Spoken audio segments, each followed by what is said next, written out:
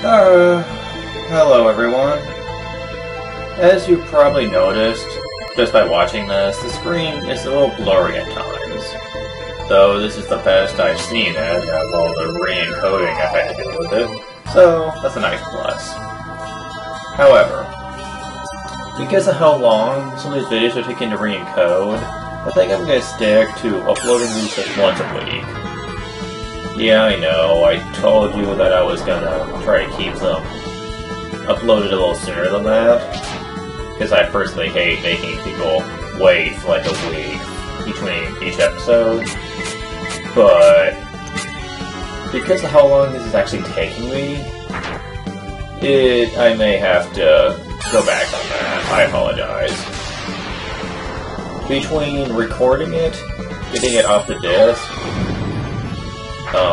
getting it off the disc is the hardest part, actually. I have to put it through any video converter, actually convert it, which can sometimes take up to 2 hours, and I can't do much with my computer during that time, so it's usually when I go to bed that I do all this converting. And then I actually have to do commentary on top of that. And I usually have to wait for my parents to go to bed, since I live with them at present. And I don't think that's going to change anytime in the near future. So,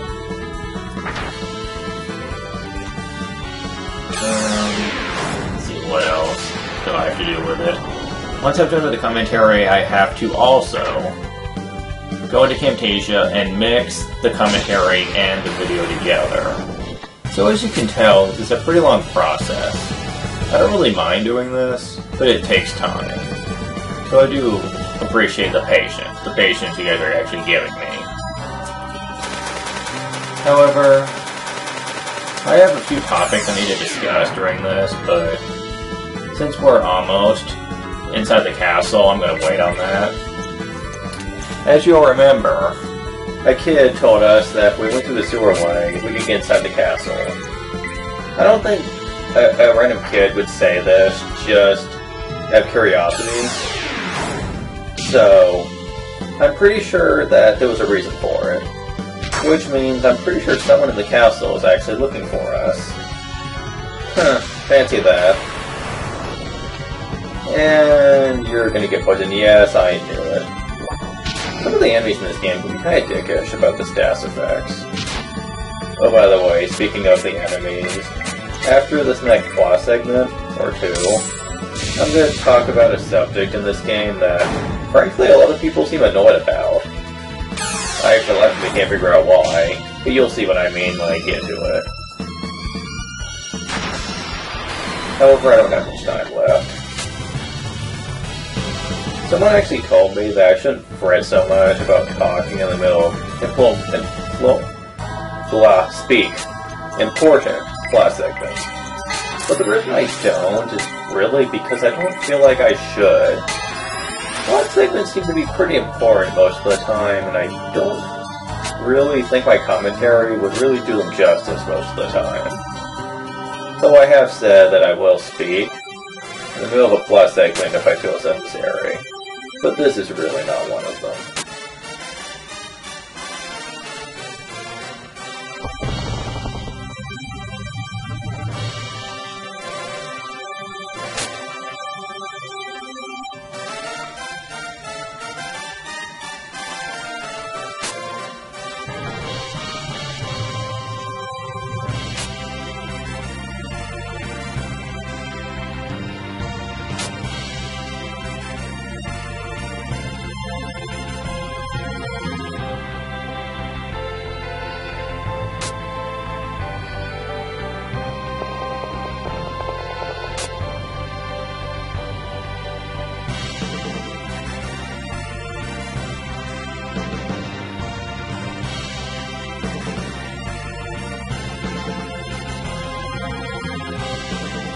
Okay, that was pretty short.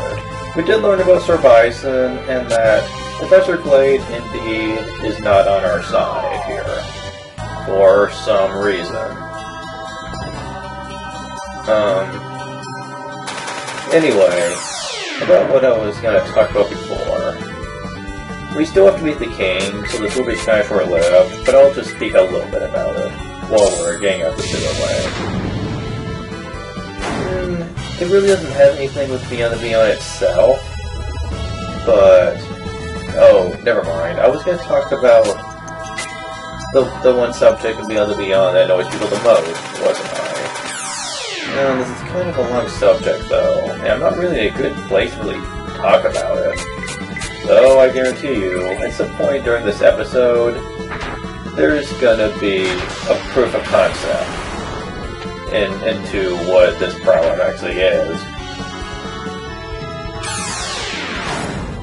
It has to do with the enemies, but that's all I really am gonna say right now. But really, it's not that big of a deal. It's not that big of a deal, but I do think it's worth discussing. Since I don't think people really truly understand. Not saying they're wrong, everyone has their own opinion, but I think people have the wrong, kind of the wrong outlook into this problem. And I think if I bring it up, then people might understand it a bit easier. I can kind of see where they're coming from, but at the same time, I kind of don't. You'll see what I mean. It gets pretty complicated once I actually delve into it. Although one wouldn't think so right away.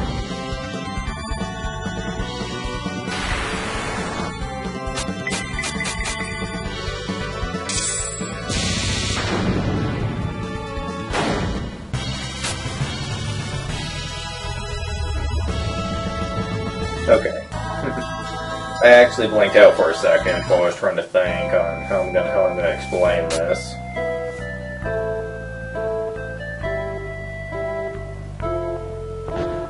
And I'm just checking to see if everyone has all their armor, which they do.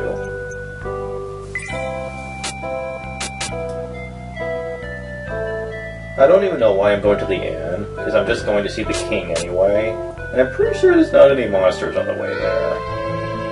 But regardless, I decided to do it anyway. I think it's just... I'm used to that.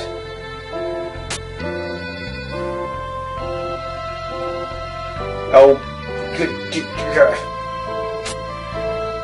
yes, we know. Just let me save first.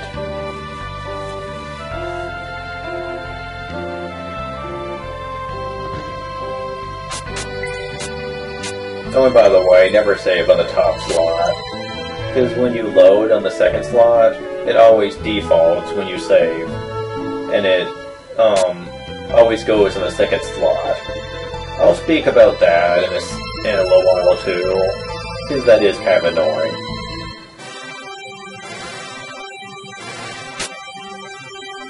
And this scene is a bit of a doozy, so prepare yourselves, people.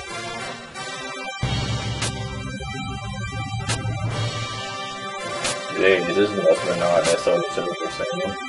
Oh, well these are saying something different at least. Not much though.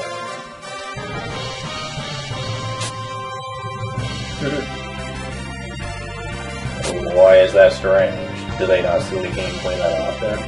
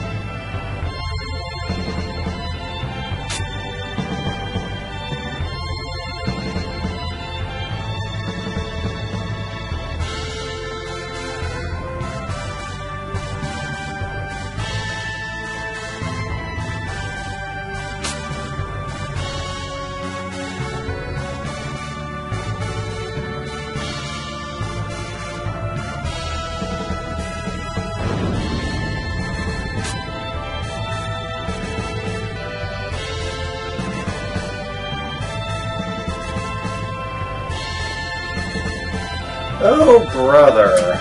How many things can I talk about just in this one scene?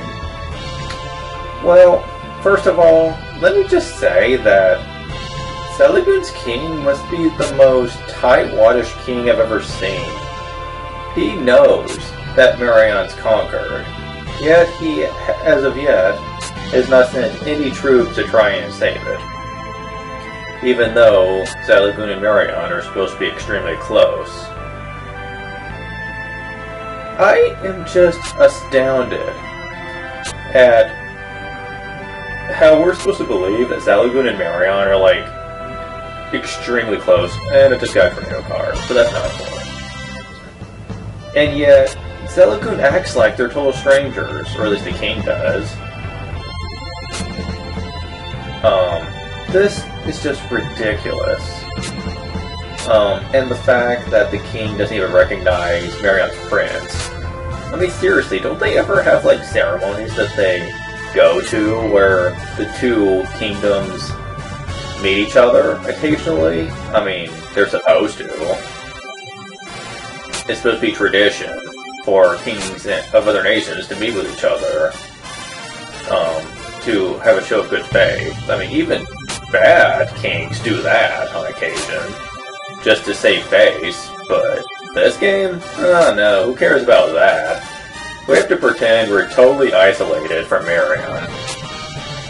Even though, as we'll find out later, there is a bridge connected, so that they could visit Marion whenever they wanted. On top of that, it seems clear towards the end of that conversation that the Queen suspected that that is indeed Prince Edward, but she never speaks up until the King leaves.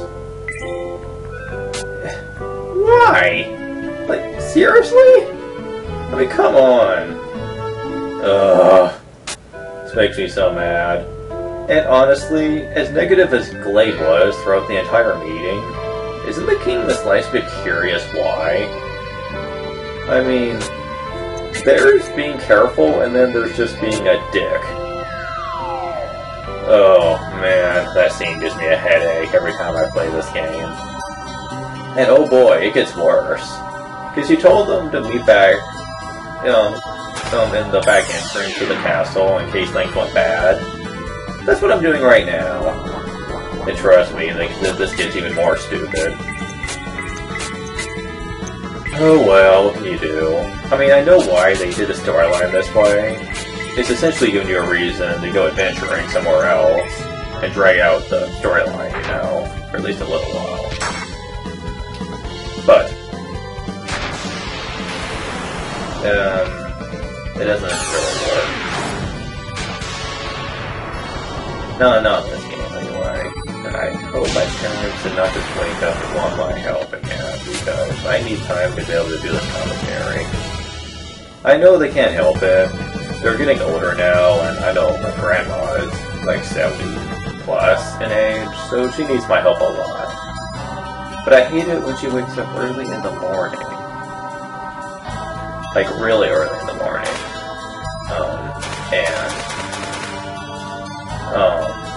While I'm doing one of these, she needs my help, so I have to scrap the whole thing and start from scratch. And that's happened before. That can get really annoying, really quickly.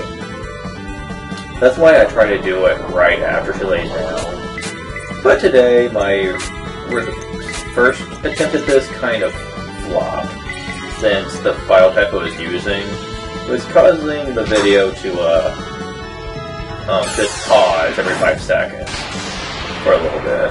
The video was not in sync with the audio, so that was really stupid. This one looks like it's a lot better though, my god. I don't mean to complain, it's just when it comes to Camtasia, it's a little bit fussy in which file type you actually use. And it doesn't accept .vob files at all, which is the file type that you get when you use DVD recorders.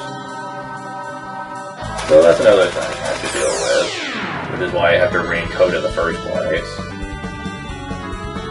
Thankfully, I'm not getting much blurriness outside of the very start, so thank God for that.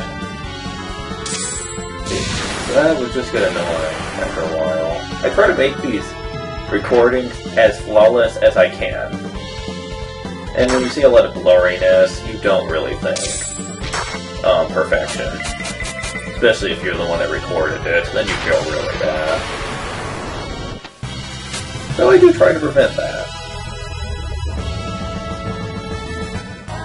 After this next plot segment, we won't see any actual plot for quite a while. As a matter of fact, the next place I'm visiting is actually an optional one. Though I will visit some other towns on the way there. Well, okay, that's not technically true. You're supposed to go there, but some of the events that transpire there will be optional, but I want to do them anyway. Because this game can get kind of rough if you don't, at least from my experience. Because there was a time when I tried to do it without doing the optional content. Yeah, don't. Just don't. It's not worth it. It's technically sequence breaking, but do it anyway. This game will make you suffer if you don't. Ow! That hurt. Yeah, Samson's strength is sometimes too much for him to handle.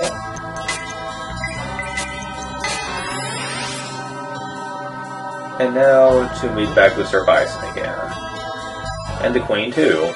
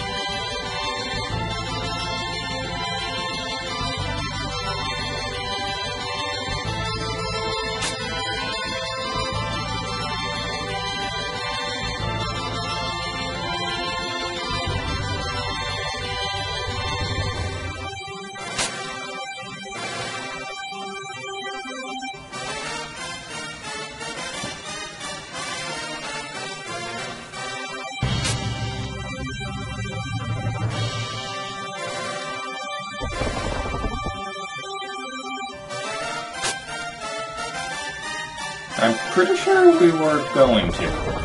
The Magic Bean! Probably the second most key item that we've actually received thus far in the game. First being the pendant that Prince Edward gave us to show to that pastor way back. But anyway, time to talk about this. Oh jeez, how many levels of stupid can this game throw at me when recording? Okay. Sir Bison already talked once about how Blade is essentially taking over the military almost. With the king's permission, mind you, but he's still doing it. And he says he's not really happy about the princess group being there anyway. Sir Bison and the Queen apparently knew this from the start, but they never bring it up in front of the king. Not bringing it up in the audience, I would understand, but not once did they ever bring this up in front of the king. That, you know, Blade might be a bad person, that he's not thinking in Salugun's best interest. And yes, I know. When it comes to the king and queen making decisions and whatnot, The Queen has no real power. I know this. I've studied this. In actuality, the Queen has no real say on the affairs of state at all.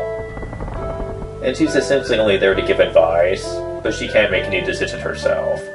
So I can understand maybe just her not saying anything. But Sir Bison is a general! Like, he should be the first one to go in front of this king with these problems. Because, you know, he's one of the generals of the army. It's natural for, when a general sees something is wrong, to have a council with the king about it. Does he? No! Not once! This is stupid. Like, none of these people have any real intellect in this kingdom. It is just so ridiculous. Why did we want to come here again? Man. If we left it up to these guys, Marion would never be saved. That's fair. Okay. Enough ranting about that, though. I think now is a good time to talk about what I was going to talk about. And that's the difficulty. Apparently, when a lot of people play this game, and they get to this point, people seem to think that the game takes an unfair turn in difficulty, almost to the point where it's almost unplayable for some people. And that's what a lot of people throw in Beyond Space when they review it, that the difficulty is completely unfair, even, and I quote, by NES RPG standards, which is when RPGs go the most hard. Bull crap. I can understand there being an increase in difficulty. I mean, heck, all RPGs do it. And I never once felt that this game outdid its boundaries. Even later on, when the game really does get to its unfair shifts, so to speak, I still don't remember a time when I actually had to struggle in the game. The game literally gives you all the tools you need to succeed. You just gotta use them correctly. The first thing people say are, well, what about when people start throwing group spells at your party? There's a lot of damage, man, and Annie doesn't really have the type of healing to keep up that kind of healing for long, because we're low MP. Which she doesn't have low MP, but I'm just saying. This is true. Group spells do suck. And most of the time, Annie will run out of MP very fast, and most people try to defend on their LP at that point, but it doesn't last very long. But let's be honest here. If they wouldn't have given the enemies group spells, how hard would this game really be? Well, let's be honest here. Like, at this point in the game, from what we've seen already, most enemies really only have a couple of things they'll do. They'll either do a single attack for weak damage. Oh cool, a high orc with shades. Oh, I love the design of these guys. It looks so stylish. I don't know if that's really shades that they're wearing, or if it just looks like it, but they look freaking cool. I always thought so. But anyway, I never felt like the game was really that hard. If anything, it was too easy in the beginning of the game. Because most creatures relied on the same strategy of just doing a single attack. They'll occasionally use a status effect on you, but aside from that, that's all they'll do. And, during long segments where you have to survive without an inn, that made sense. But when you're on the world map, it makes sense for them to think of some reason for you to struggle a little bit. Because an inn is always nearby when you're on the world map. So they were probably thinking in their head, well, we can't just keep the enemies this weak, we have to do something. And the first thought that came to their mind was probably, well, let's give them better spells. Admittedly, this is really the first time you see enemies using magic, I think. Trying to think on that. Unless you count the optional boss fight against Ramue, or Ramue. You're probably right, but And they do use fire level 2, which you're going to see pretty soon. And it is really cheap. However, it's not something you deal with a lot. I think there's only 2 creatures in the void map area of Zalagoon that actually use magic. The rest don't have it. So that's only 2 enemies you need to worry about. And it's not like they appear all that often. I get kind of unlucky with the random encounter rate, so I see like a few groups of those, but normally you don't. And I don't really think you see a lot of enemies abusing magic, so you have the health to survive it. And really, if you're struggling with attack damage, then there are a few things you can do to prevent this. 1. Magic using enemies tend to be pretty speedy. Getting out there first, in other words. So, if you want to prevent this from happening... Oh yeah, we're at the Kingdom of Ophira, which is like a desert oasis type of town. They don't have much in the way of merchandise, but they do have one item that's really good. This is not it. I mean, it's good that Edward is getting more defense, but that's not what I'm talking about.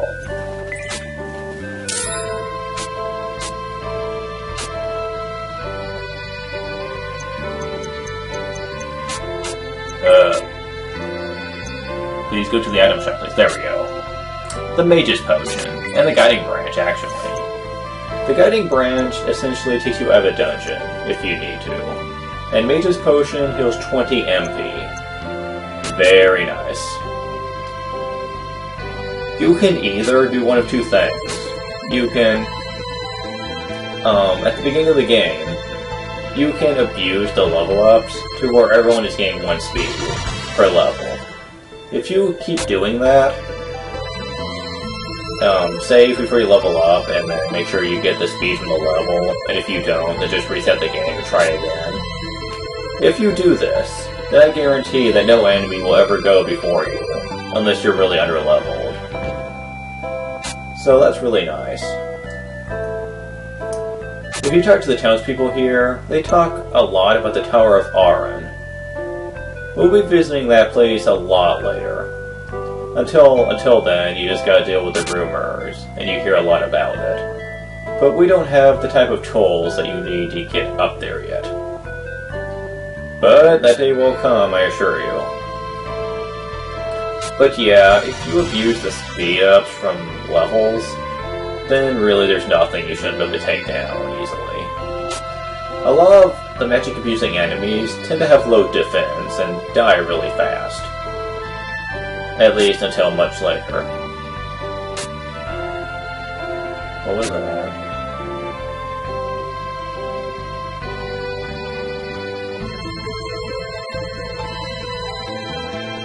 Huh.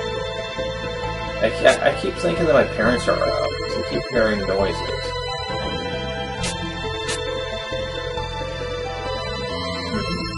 If it's my grandma, though, I'll hear a bell, so I know it's not her.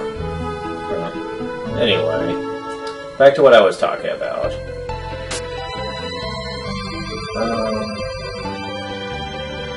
What was I talking about? The Tower of Aran. The magic abusing enemies aren't that hard if you know what you're doing. Oh yeah, the second way you can solve this problem, if you don't want to take the time to abuse speed from levels, is you could buy lots of mage potions to save up for them, which is actually quite easy if you abuse another trick that I'll be showing off shortly. And mage potions essentially give Annie infinite healing, since healing your allies isn't all that hard, especially later on. And those mage potions give you 20 MP for each use. And if you stockpile them on all your party members, that gives you, let's see, each person can hold about 7 or 8 of them. If you have 5 party members, that's 40. 40 times 20 is 800. That's 800 MP total. I don't think Annie's going to run out of healing.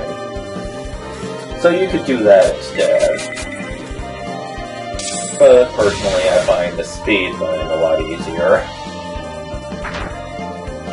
But anyway, that's two ways you can avoid this problem, really. And outside of that, I don't think this game's all that hard. You get lots of VP, so surviving around with magic enemies isn't that bad. As you progress through the game, the magic-using enemies tend to get stronger magic. Oh, here's one enemy, the Warlock. Yeah, these guys kinda suck. See, they know fire level 2, and it hurts. This particular group did not use fire level 2 twice in a row, though. Which I am thankful for. This isn't the first time I deal with these guys, though. It is worth noting, though, that magic users are not resistant to magic themselves. So abusing magic on them helps a lot. If you know that enemies aren't using magic, then try not to waste your attack magic on them, if at all possible. Especially later on in the game. Because odds are, more than one area is going to have at least one magic creature in it.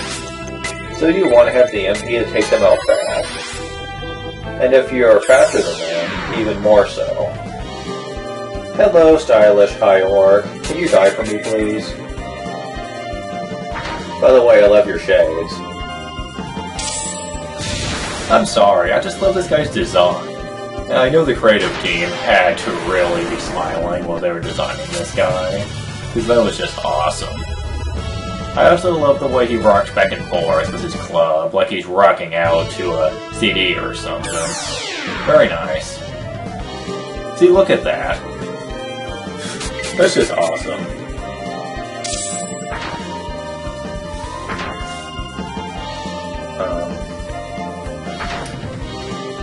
Other news? Well, there is one thing I wanted to talk about. I don't know if I have time for this now, though. I have about 14 minutes left to talk about it. Okay, sure, why not? It has to do with my fanfiction. I really was trying to keep it under wraps, but some people who I have been talking about it with,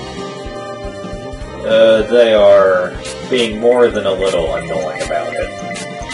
I appreciate other people having opinions, I do. However, it does come to my mind, though, that recently, they're taking some of the hippier subjects in my fanfiction and won't shut up about it. And here's what a couple of them are. I'm helping out my friend Misty Ryder with one of her fanfiction. She's kind of lost interest in it, and I want to continue her work. I've asked her permission, and she gives it to me. Partially because she's kind of lost interest in it anyway, but she doesn't want it to exactly die out. Especially once she's heard my ideas about it. She really likes them. So that makes me happy. However, one of these people really don't like the idea that I'm doing this. Because they claim like one reason that they act like I'm stealing the lady's work and trying to make it my own, which isn't true. She's already given me my permission. She's also given me her seal of approval on a lot of the ideas for the fanfiction. So, I can't exactly say I'm stealing it. More like I'm helping out with it, like as a co-writer. I don't know how many fanfics actually have co-writers, but I don't see anything wrong with that. I mean, comics do it all the time, why not fanfiction? Anyway, that's not the only problem. The only problem, not the only other problem, but other problems are also, they don't really like the fact that I'm taking Zelda in this fanfiction, and essentially treating her like, well, she will be treated once we get far enough in, like a realistic princess would actually be treated, probably during the Anglo-Saxon era. If you don't know what that means, then let me just say that a lot of the princesses in real life, especially the ones during the era of knighthood, didn't exactly get the best of treatment. in actuality, they were actually not treated well at all. And when they were learning to be ladies of the court, it was essentially, it all was brought down to one lesson, really. How to serve. And we're in the town of Luna. This has some pretty trippy music, and there's a lot to do here. I'll be showing off a trick here, which a lot of people would probably find cheap. But if you're really complaining about the difficulty in the game, this is a nice antidote to try and fix the problem. Because this problem can be fixed really easily. The reason I don't like to do it is it's very cheap. Yeah, it is. As a matter of fact, so cheap, it kind of breaks the game completely. Also, stuff is freaking expensive here. Yeah. I sell a lot of stuff here. A lot of stuff I'll probably never use, like the residual because of the glitch. I won't use anything that has counter in the name, because it's not that good.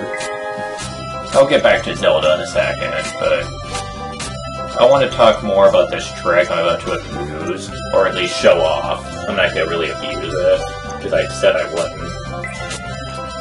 But man, if you really want to make the game easier, this is one sure way to do it. By the way, that's a very strong axe. I don't know if it lowers his agility, but I really don't care right now. Because he needs to be able to kill stuff. He's not completely dependable, but when he does hit something, he tends to do a lot of damage. And boy, does he need the defense.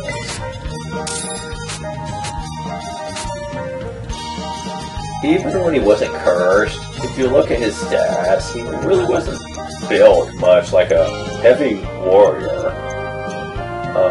He has low VP and pretty low stamina. When he gets cursed, you kind of think it's because of that, but it's really not. He was always like that. Kind of weird too, considering he was the strongest man in America. You would think he'd be able to take a few blows, but I guess not. Oh well, it's not that big of a deal, I guess. And no RPG should be without barrels of items in it.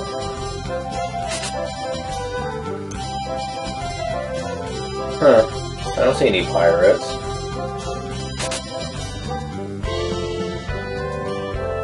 Oh, hello, guy. Thank you, exposition guy. Anyway.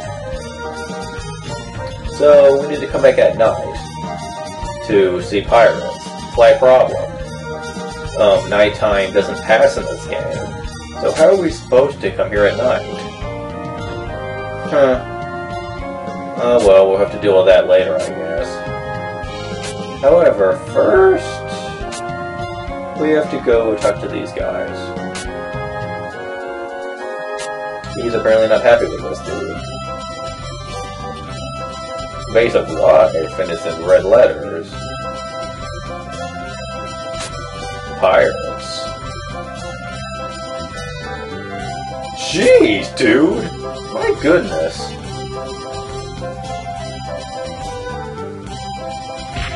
Ow.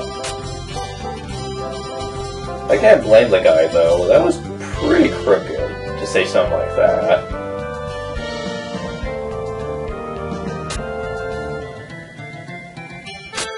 Oh, are you kidding? What a loser. Crying over it? Jeez. You know, with the kind of money you probably have, you could, just hire someone to go after Domino, get it back. You're not crying over it like a baby. Dear God. And yes, if you want Mage Potion, you have to go all the way back to Ophira.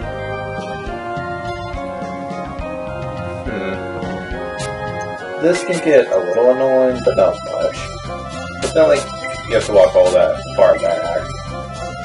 And like I said, you really don't need to worry all that much this early on, since there's always an inn nearby, so MP really isn't much of a problem. However, the next place I'm going to visit is a dungeon area, and it's a bit of a doozy. Be my screensaver. Anyway, this is the trick I was talking about. You can buy mysterious vases, or vases, for 200 gold. This is kind of like a lottery of sorts, since you pay 200 gold and you don't know what you're going to get. Most of the time, you'll just get the mystic vases, which are not useful at all, and the only way you can get rid of them is by going to this dude, and he'll hawk them off of you for half the price. However, if you invest a lot of money into this, you'll learn pretty fast that you can get some pretty good stuff out of it. Mind you, in the video, it takes me forever to pull this off, because I'm broke. You normally have to go in here with a decent amount of money in order to really abuse this, otherwise you'll get nothing but junk. But, if you come in here with a lot of money, then you can gain it back pretty fast by selling what he gives you. It takes me a few tries to actually get this right, though, so you're going to see the video pausing and unpausing quite a bit. I hope it doesn't cause desync. Because I have to mute the game when I do this commentary, I can't tell, but we'll see. I picked the end of the video to test this, so it's probably not going to matter anyway. I tried, really I did, to get it in one go, to show off the special bases that he gives you, but that didn't quite work.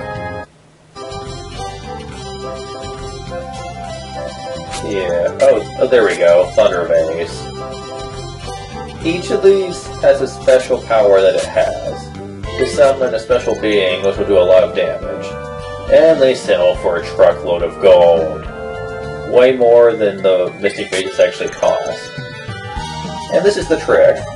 Keep abusing this till you get an elemental vase, and sell it, and then come back for more. You can reach max gold within half an hour. With this kind of gold, mage potions are easy to buy, and you could always keep those in stock. This trick does go away though after a little while in the game. I think once you get your bow much later on, then the trick goes away, and you have to depend on enemies for gold. But by that point, you really don't need gold all that much, so it's a minor issue.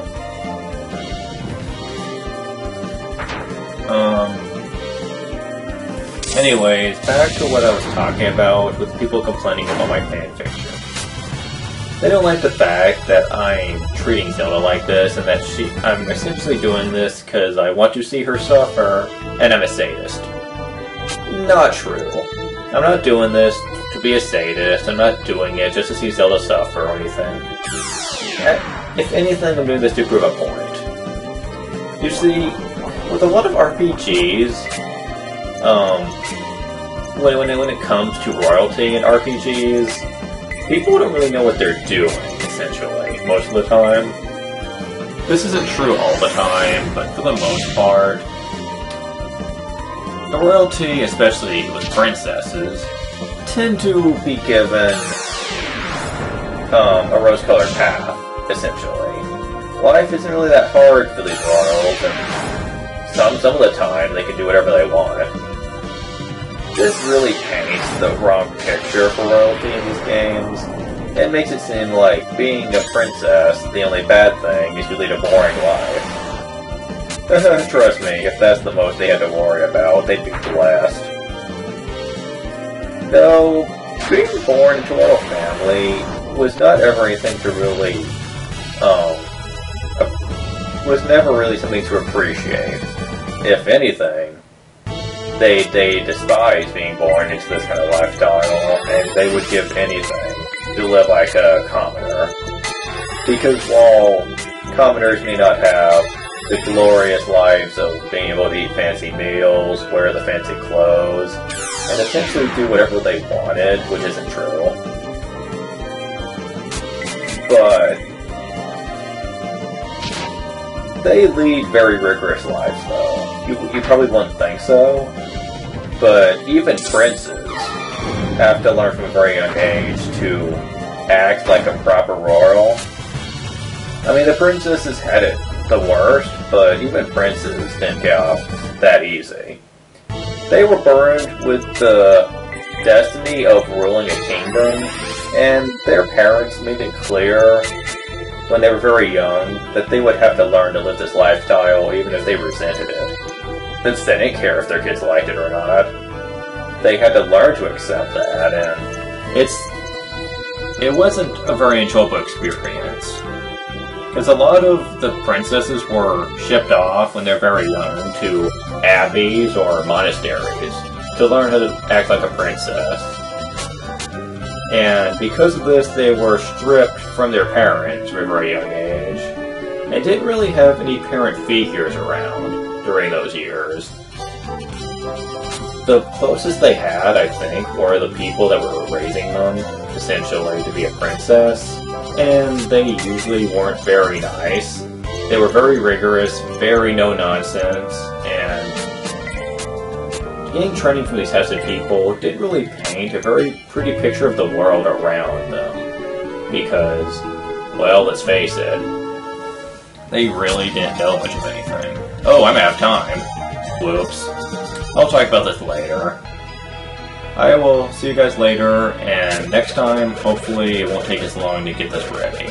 See ya.